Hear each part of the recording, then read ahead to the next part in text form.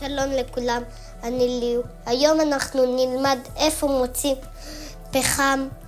אני הסתובבתי עד שמצאתי מערה, חיפשתי עם לפידים ומצאתי פחם. וחתכתי את הפחם ואיך שהוא נראה, אז הוא נראה אחר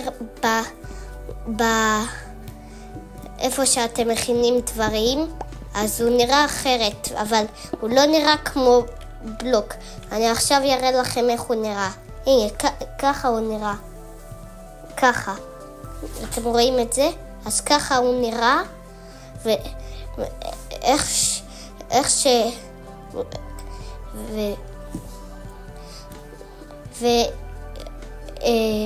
אפשר להכין עם זה לפידים ממה שהשתמשתי. אפשר לשים את זה בתנור כדי להכין פיקקסים. אפשר לעשות עם פחם הרבה דברים. ביי ביי, אל תשכחו לשים לייק ועוקב כדי עוד סרטונים. ביי.